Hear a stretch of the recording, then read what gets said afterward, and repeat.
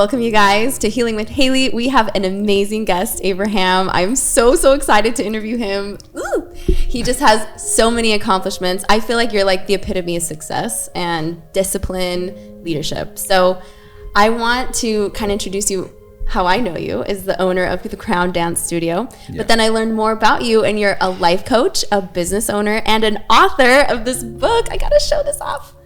The Inner Light. A guide to letting go of fear and mastering the act of love. So, tell me, where did you come from? All of the juicy details. Give us everything. Where do I begin? Well, that's a loaded question. Where do I come from? If we're talking about my origin, I was originally born in West Africa, in Liberia. And I moved to the state in 2003. And then after that, I moved to the state, got my high school education here, went to college here and everything, and of course started my business. Okay, that's like the Cliff Notes version. That is the Cliff Notes version. So we were talking before the show, and you said you started to learn to dance at age 10. So you said music or dance came to you. Tell me a little bit more about that experience. Dancing came to me through the form of music.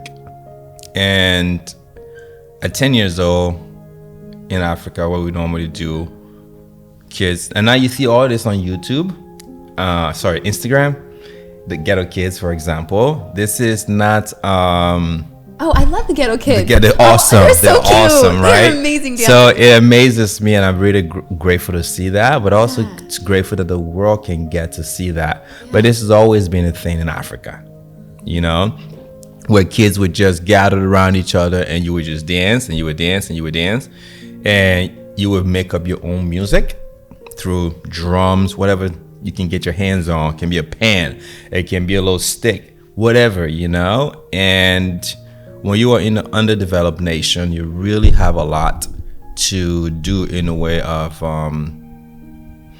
managing your resources. I love that, yeah. And through music, I learned how to dance. And through music, I learned to feel more connected to sound. And during those times was the darkest and yet the best moments of my life. And it was the moment that I learned the most about myself. It was the moment that I truly understood what it's like to be, let's just say, on the bottom and had to fight your way from what you might say rising out of the ashes, because I had just met my father for the first time. And naturally, I was very excited. It wasn't the circumstances that you would have expected, because we were fleeing from a civil war from Sierra Leone back to Liberia. And 2 years prior, we've already fled from Liberia to Sierra Leone. But when I met my father the first time at age 6, things completely changed, because from this moment on now, I will stay with my father due to the fact that my grandmother, who has been taking care of me to this point, and I just pretty much, let's just be very clear to say, overpowered by my father's strong will and character. So I was forced to now stay with my father and live with him for the next 6 years of my life.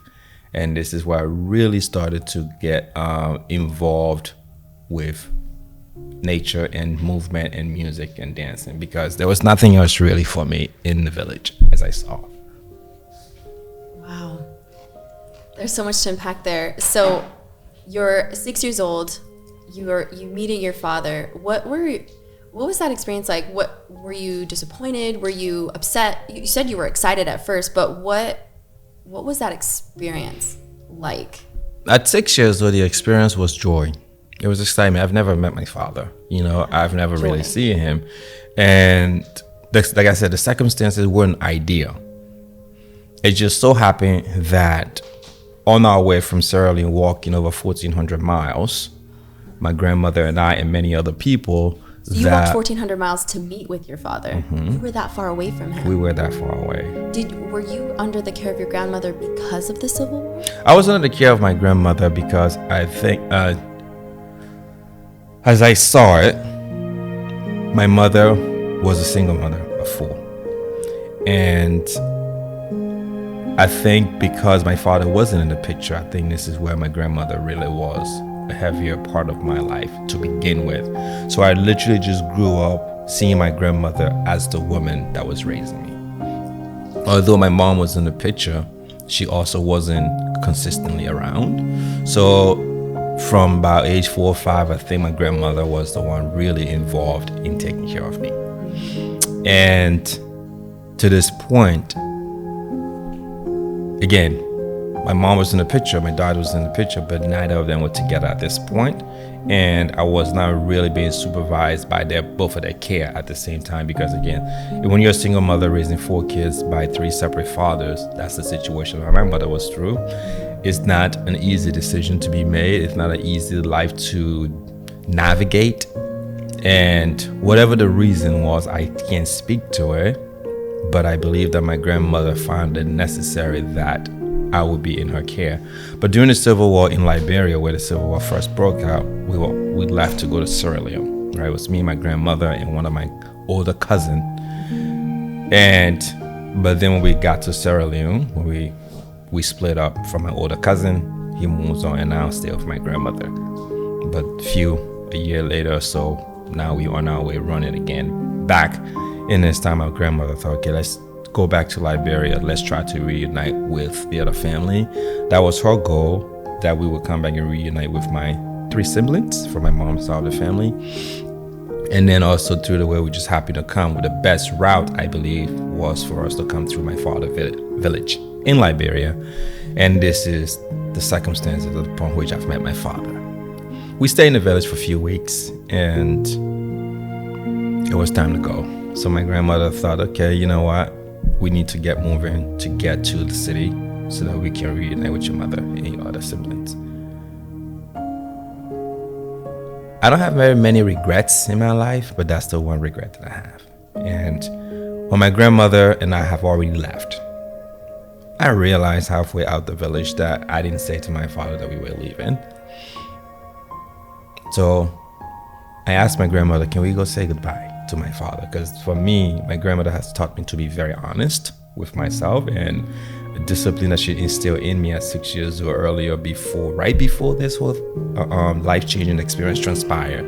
I had no idea that this would be the lesson that would guide my decisions in life. And she stated that honesty is not for other people. It is a reflection of our character, and who we are really matters. And how honest we are to ourselves showcase who we are to the world and to ourselves. But essentially, I can be honest with you because maybe I did something to betray your trust. That doesn't bring me true happiness and fulfillment.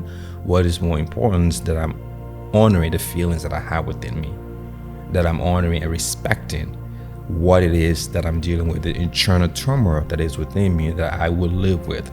So for me, I think at that point I was being dishonest by not saying goodbye to my father. I felt like we were running away and hiding. That's what I felt in that moment that my grandmother and I were doing. Had I known that my father would have said no, that I wouldn't be leaving, would I still want to say goodbye to him? I probably would. But not knowing that and then going back, despite my grandmother saying, let's keep moving. Mm-hmm. And as a stubborn child that I was and still am, a man today, still a very stubborn human being. That's no thing. I can't say anything more about that. But I refused to keep going if I didn't say goodbye to my father. And my grandmother reluctantly said yes. It was the look in my father's eyes when I told him that we were leaving to go on our journey that struck me. This is the first time I witnessed conflict between my family. And in that moment, I finally realized that there was tension between my grandmother and my father. I started to realize that the relationship between my parents were not really good. Maybe this is the reason I haven't met my father up until this point under not so ideal circumstances, right? So what was that look? Like how did you interpret that as a 6-year-old, that look? Rage, anger. Oh, wow. You know, and I felt like, of course, my voice at this moment didn't matter. But I was in the care of 2 adults who knew best for me. They both wanted good for me. My grandmother wanted the best for me. She's been taking care of me all this time. My father also wanted the best for me in their own ways. And at the end, one person won. Their will was stronger than the other. And watching my grandmother leave without me following her, going with her, and now staying with my father, who I was going to say goodbye to, was an ironic moment in my life that I would say, if I had any regrets in my life, it was that moment that my grandmother was being betrayed by me, in the sense that my decision led her to be heartbroken. And from this point on, I would not get to see my grandmother again until she passed away 2 years later. So I always felt like after that point, like maybe I contributed somehow to her earlier passing than anything else, because she loved me so much. She's taking great care of me. And the way that my father was taking me away from her care could not have sat well with her. So it took me a long time to get over that. And then when she left and I stayed in that situation, that's when the isolation for me was really darkening.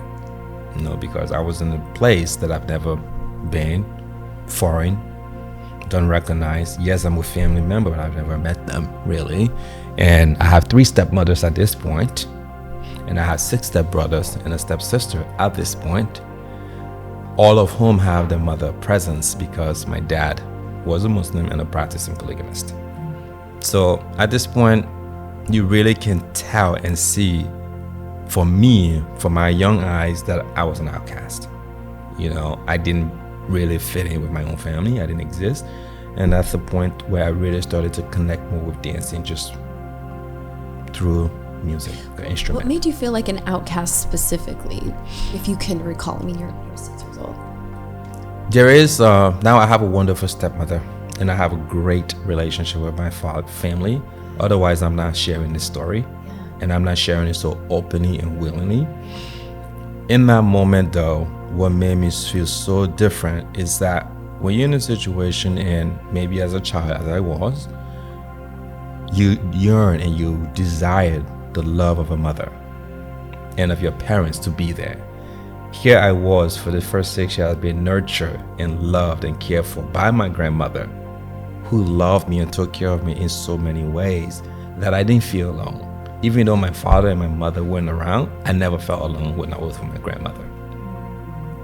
So here I am now, that my grandmother is no longer in the picture. I feel completely isolated, completely alone. She's no longer there to care for me. She's no longer there to set me straight, tell me stories, and keep me occupied in the way of doing good, of honesty.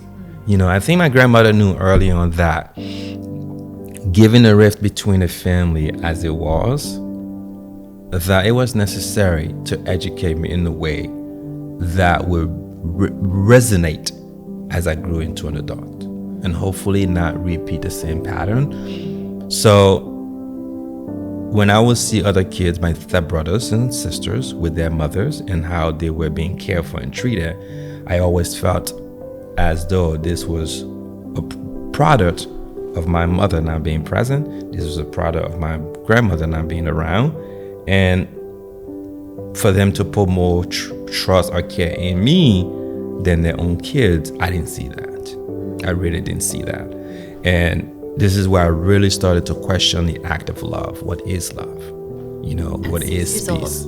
Yes. Wow. Because and in Islam, it's preached a lot that God is peace, God is love. And if this is what was being preached to me by my family members and by the local community, why did I see that no one really cared for me in the way that they care for their own kids, in the way they care for other people? So you saw a difference in the way your father cared for you and your stepmothers cared for you? Absolutely. Would you say that you were wanting to go back to your grandma? Every day. Every single day. That's the moment that I think if there was any regret. But as I grew and learned more about that moment, I let go of the regret, because the desires of my heart truly to develop what I wanted started at that moment. During those periods is when I really got to comprehend what I wanted in life and what I absolutely didn't want in life. Wow. In that 6 years of being in that situation with my father and my stepmothers and stepbrothers taught me a lot. That's so interesting because as a 6-year-old, you were pushed to be an adult. I mean, you were like, you had to be pushed to this higher level of thinking and like, wow, this one decision I made got rid of my caregiver. Mm-hmm. So, wow, that's so jolting in a way that you're just like, wow, I made this decision. I'm no longer in the care of my certainty, right? My whole life has been with this one person, and now it's not. Even though it is my father, and I've always wanted his care, right, and his attention and him around. Now, you was pushed to a decision to make that you shouldn't have, in a way. Like, no. So interesting.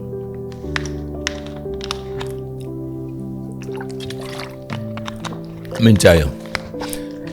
And this is not, I think in our day of the digital age, it's showcasing a lot of reality of how the world truly is and how certain people grow up in certain environment.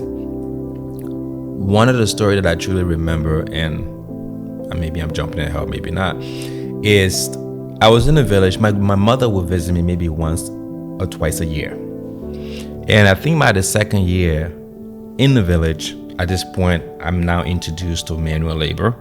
I'm introduced to farming. So I learned how to do gardening, how to do farming at that age.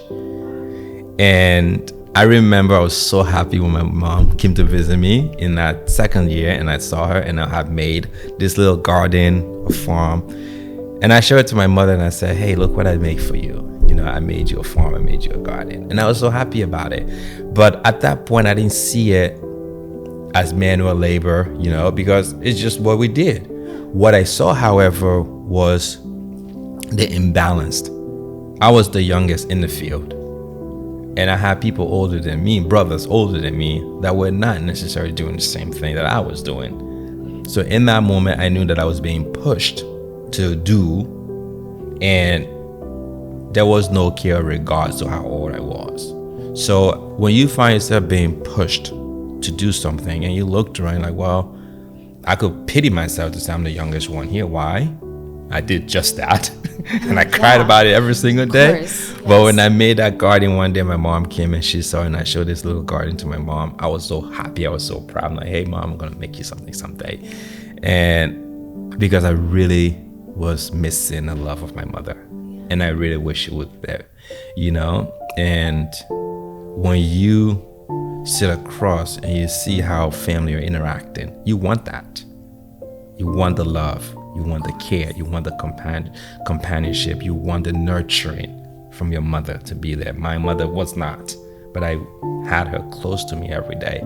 So I think for me, being pushed, whether it was done out of resentment, whether it was done out of hate,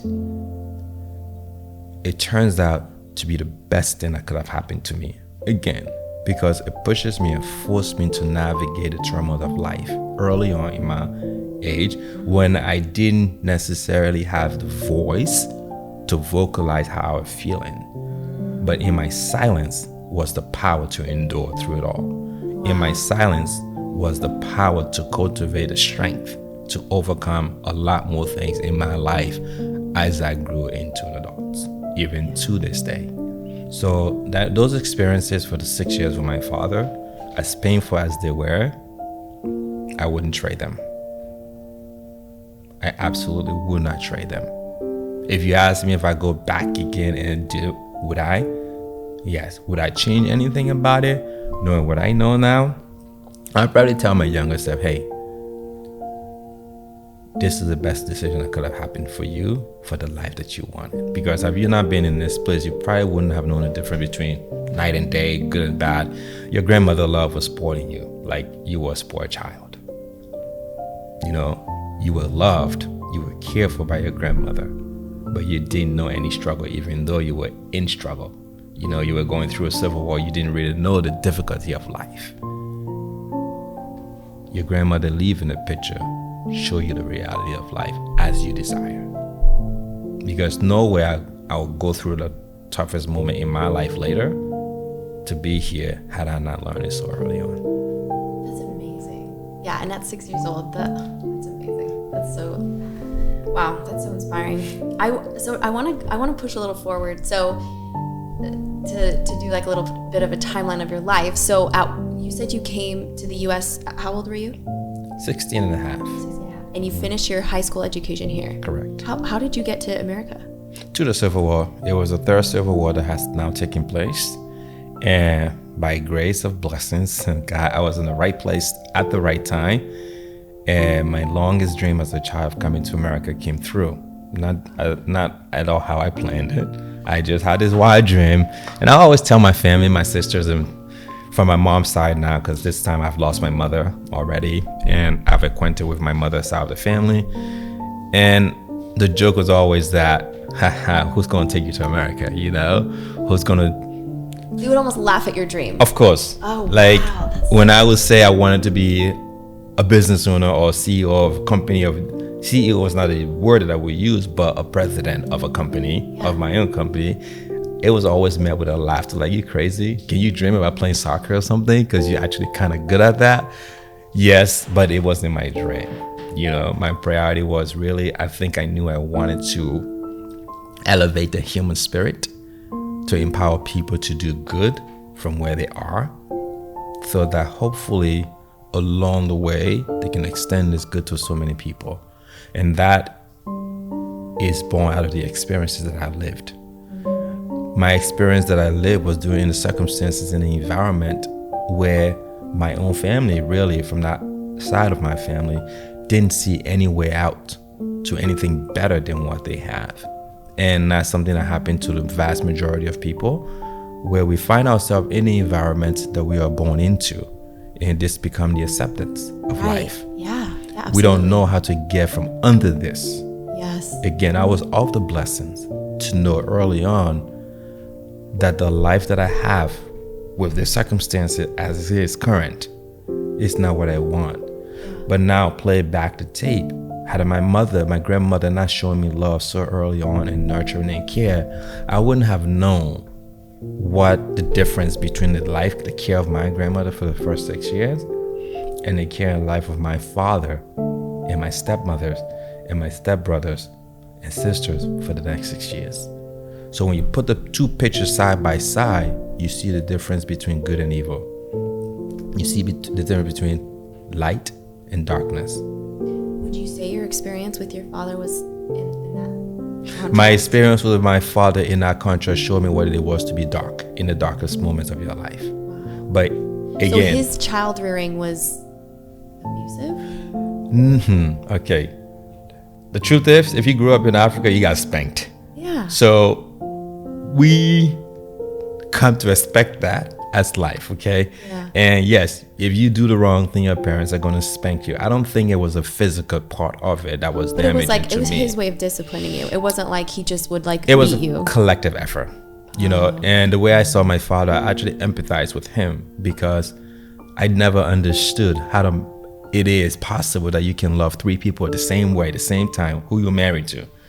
Like, I did not get that. So the practice of polygamy for me, it was like, this is unreal. Yeah. So having 3 wives, having kids by all 3 wives, with the understanding that he have to, first of all, please all the 3 wives, and then the kids, well, where I came in short was there was more priority on the kids whose mothers were present than I, whose mother was not present.